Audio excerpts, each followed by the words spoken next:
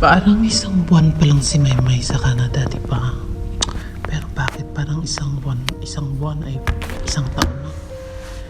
Parang katagal-tagal na. Nakakamiss si May. Ano kayang gagawin ko, no? Kakausap ko lang siya kagabi. Parang sad si Maymay.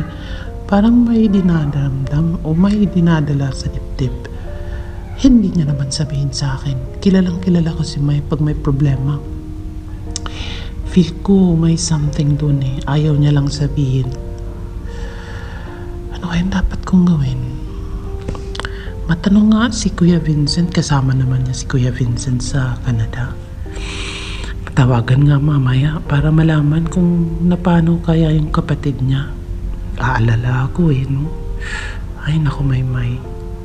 Dapat honest ka sa akin.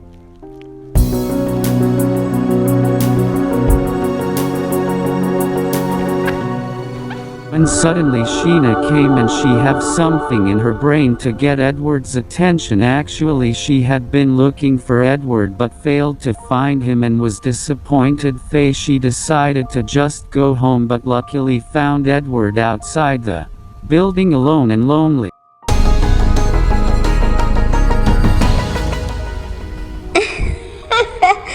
Edward, anong ginagawa mo dito? Nagsusulo ka na. Nako, ikaw talaga, Edward. May pinasasabi pala si Pastor James. Ang sabi niya, maghanda ka kasi sa isang linggo ay pupunta tayo sa Boracay for, alam mo na, bonding ng mga kasama nating mga youth. Okay ka lang ba? Sasama ka ba? Baka kasi may conflict sa mga schedules mo. Paki-check na lang muna, Edward, ha. Tapos sabihin mo sa akin kung makakasama ka kasi sasabihin ko kay Pastor James. O gusto mo mag-stay dito for more? Kasi kung hindi, alika na, sumama ka na sa akin, balik na tayo sa loob. Kasi anong ginagawa mo dito? Nagsusulog ka. Nako, looking sad ka tuloy. O sige na, sasama ka ba o hindi? Alis na ako.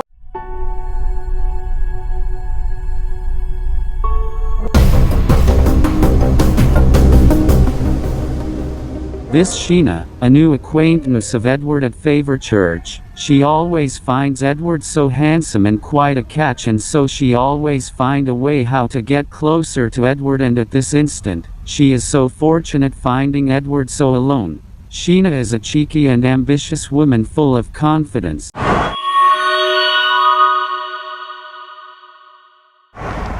Hi, Sheena. Ang ginagawa mo dito, hayaan mo na ako. Ganun talaga ako. Meron talaga akong mundo paminsan-minsan. May sarili akong mundo. About the trip, I think I'm free and sa palagay ko, pwede akong makasama nun.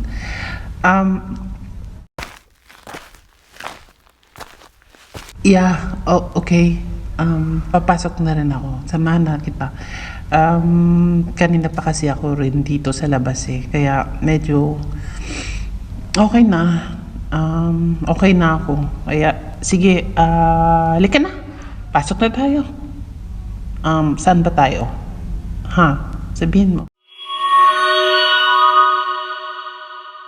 Edward and Sheena went together inside. Alam mo, Edward, salamat ako't makakasama ka namin sa outing sa Boracay. Marami tayong gagawin. For sure, ma-enjoy mo yun at yung loneliness mo na yan, ako. Hindi bagay sa'yo, Edward. Kaya ayoko makita na lonely ka again. Pat, magkakasama tayo dito sa Favor Church. Kailangan maging masaya tayo palagi.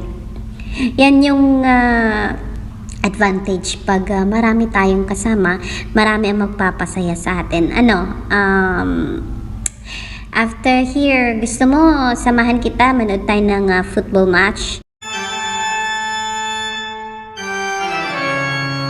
Kasi mahilig din talaga ako sa football. Sasama kasi pupunta yung mga kasamahan natin. Maglaro ka ba?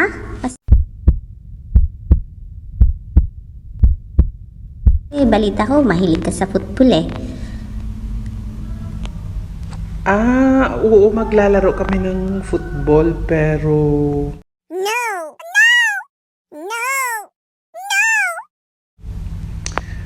Palagay ko, di tayo magkakasama kasi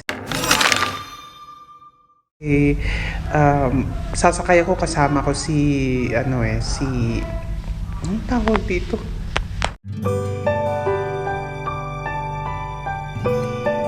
Si Oscar. So, at puno na kami. Paano yan? Magkita-kita na lang tayo doon sa football field. Kasi kung sasabay ka sa amin, wala ka ng spasyo, puno na yung sasakyan.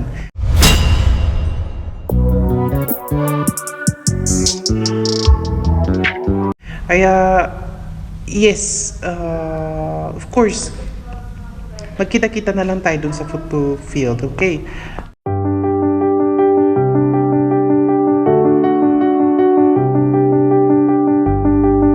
Sheena, hindi na ako magtatagal, may hahanda pa ako. Parang naiwanan ko yata yung shorts ko sa bahay. Kailangan kong kuhanin bago pumunta ng football field. Paano, Sheena? Bye na for now. Salamat sa pag-cheer up sa akin. Bye! What was that? Am I just being turned down just right now?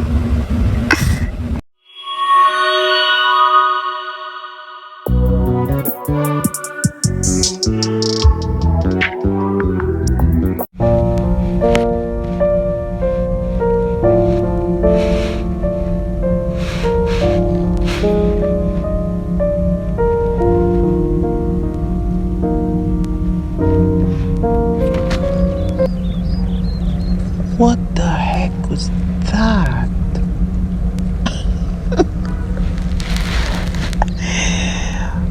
Oh dear, such a straightforward girl. Di ba siya natakot na sumama sa akin sa football match? Medyo malayo-layo yung biyahe. Oh. Pogi ko talaga ba?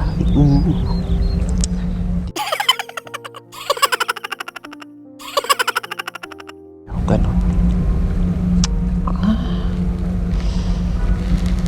Sino kaya yun? Sheena? Parang first time ko siyang nakita at nakausap. Parang ilang beses na akong pabalik-balik dito sa Favor Church pero hindi ko pa siya nakilala.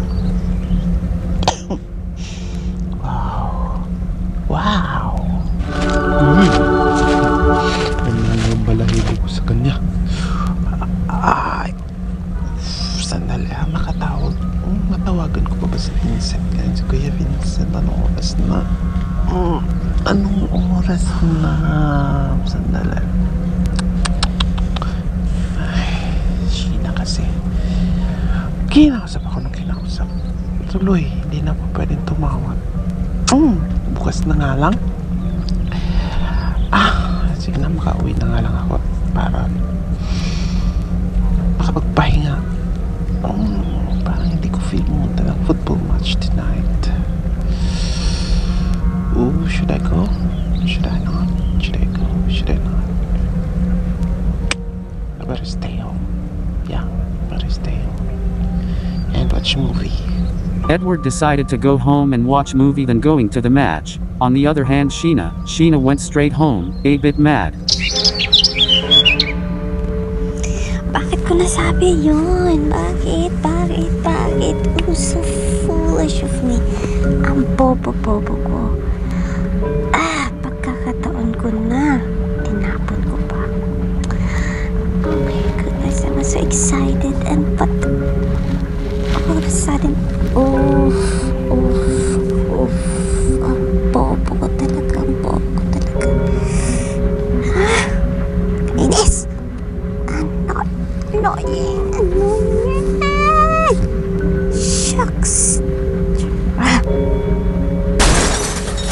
But it's not yet the end of the world for you, Sheena.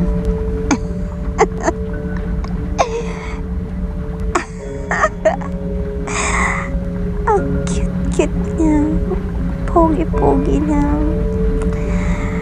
Edward, grabe. Angelic face.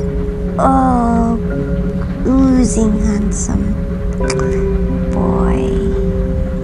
Gorgeous. Ay, ba't hindi ko siya mawala sa isipan? Kahit na nakakainis siya. Oh my goodness me. Can't believe it. Turning down my invitation for the first time. Wow, this is challenging. This is challenging, Edward. I'm telling you. See you next time. Just imagine I joined the church just to have the chance of seeing Edward.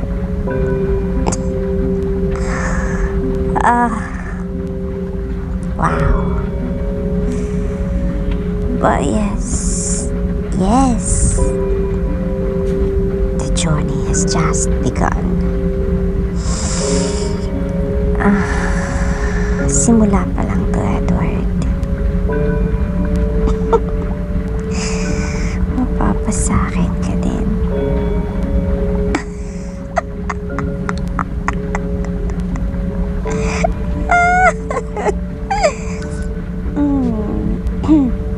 Sandali, kailan ako babalik doon, ha?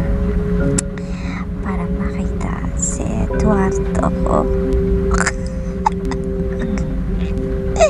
Sheena is a naughty buddy, a daughter of the rich family and a spoiled brat, and Edward is not aware about her intentions. Perhaps he felt disgusted of Sheena's straightforward approach, but Edward have no clue about Sheena bitching around him and joined the church as a passport to Edward's heart. What will happen next?